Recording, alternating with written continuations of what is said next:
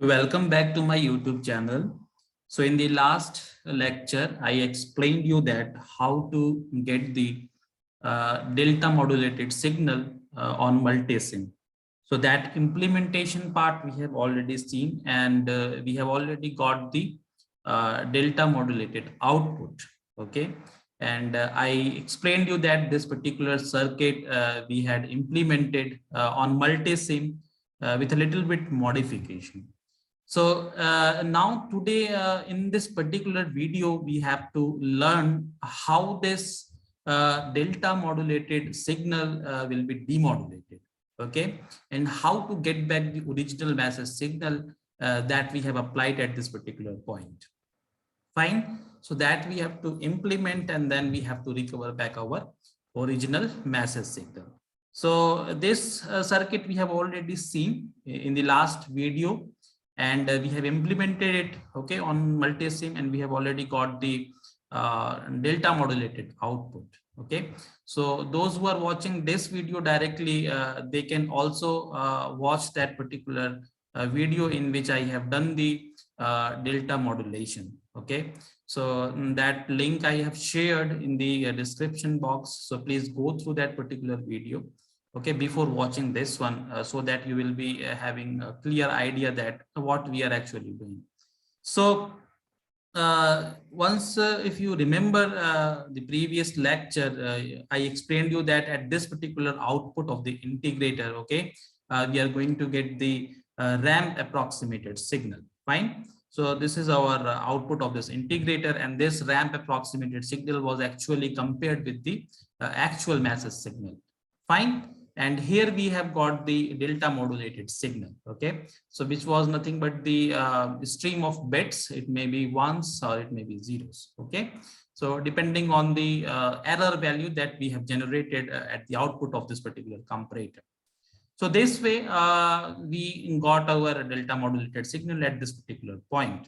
Now that we have to remember that particularly when we use this delta modulated transmitter, okay, these bit streams actually will be sent through the channel, okay, so that will be our baseband channel. So if we are not multiplying any carrier, then obviously this particular signal is should be actually sent through our channel. So once it is sent through the channel, I explained you number of times, whenever the signals travels through any channel, whether it is a wired channel or it is a wireless channel, it is going to be attenuated, okay. It obviously its amplitude is going to be attenuated, and obviously some kind of distortion may also occurs, okay, and the waveform do not remain pure, but it is getting deteriorated a little bit, okay, and that distortion has to be removed. So I explained in my theory lecture that we need to have a certain repeaters, okay, after a certain interval of distances, okay, and then we have to again this regenerative repeaters will be regenerating this pulses, okay, and then ultimately we have to receive the signal. So you remember that when we talk about the practical receiver, okay, the first block again should be a regenerative repeaters, and that repeater will be trying to regenerate the original waveform that we have sent from the transmitter end. Means we have to try to regenerate this DM signal, okay. So if you see the DM receiver, if we see this DM receiver part, okay, you will find this particular circuit, okay, you try to see this circuit, we have this DM receiver. So this is our DM receiver. So you will find that the first thing that we need to have is again this D flip-flop, okay.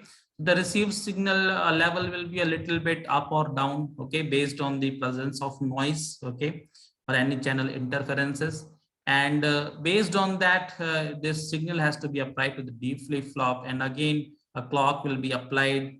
So based on the levels, this levels will be restored back, okay, and original bit pattern will be generated.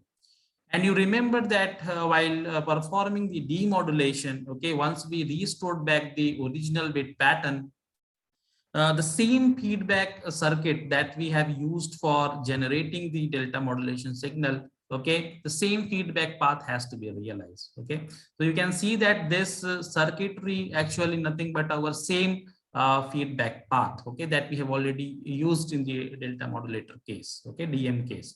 So you remember that this was the output from the D flip-flop, and that was actually going to a comparator circuit, okay. And then this comparator circuit, because it is generating the means converting this unipolar signal to the polar format, and then this voltage variation was actually restricted by having this Zener diode combination, and then it was applied to a particular integrated circuit. So okay, the same circuit has to be realized again in the case of demodulation, and at the output of this integrator we are going to get the obviously we are going to get the our ramp approximated signal. Okay, so once we get the ramp approximated signal, just we need to pass the same signal through the low pass filter to get back the original message signal.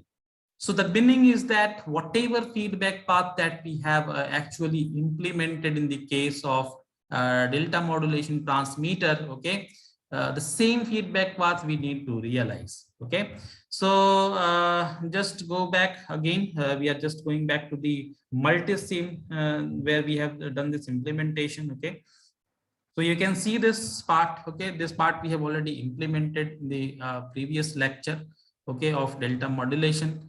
So if you remember, this was our forward path. Okay, this was the delta. This is our D flip-flop, and the output of this D flip-flop was actually generated at this point, and this signal has to be sent. Okay, this signal, this bit pattern has to be sent. Okay, it is a stream of ones and zeros. So here we had this particular feedback path. You can see that this is our feedback path. Fine.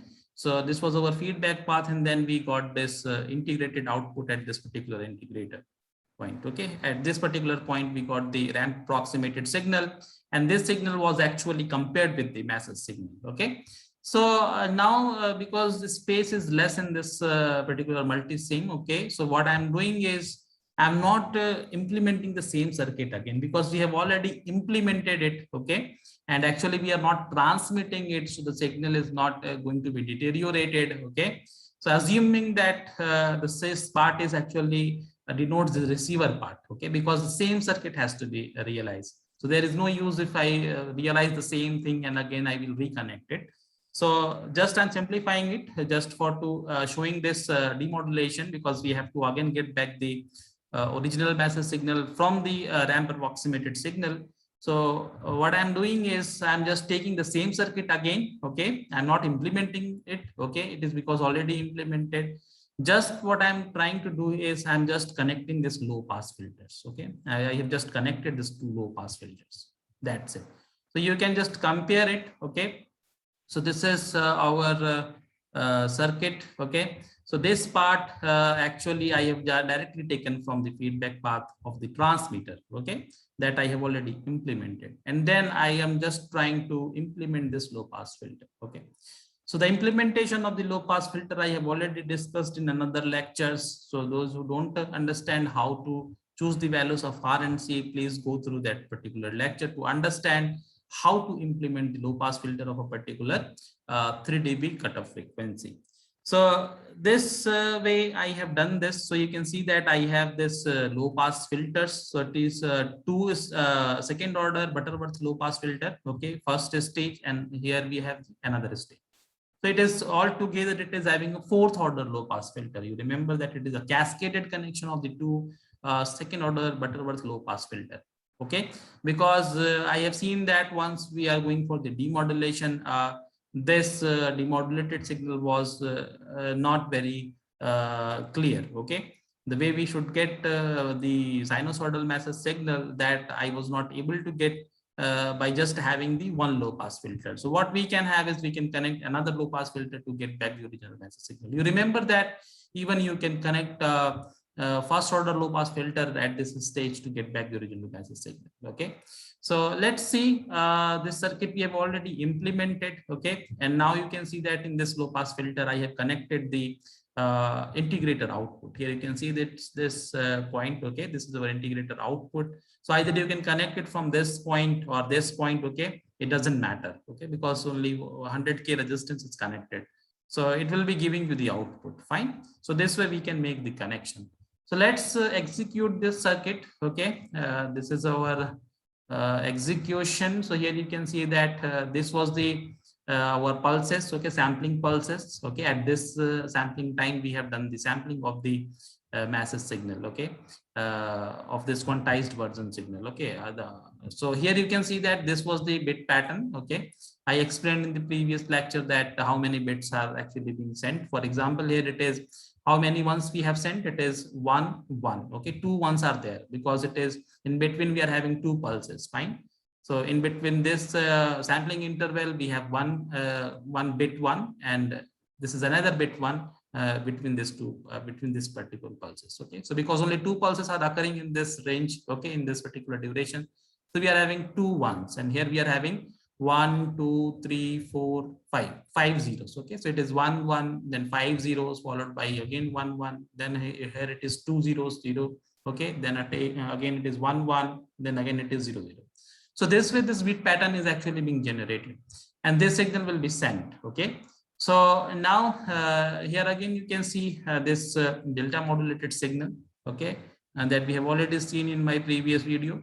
So again you can just try to look back. So this is our delta modulated signal that we have already obtained. Okay, means it is a ramp approximated signal. Okay, that we have compared at the comparator. Okay, it is the output. This white one is the output of the comparator, output of the integrator. Okay, so this was the signal.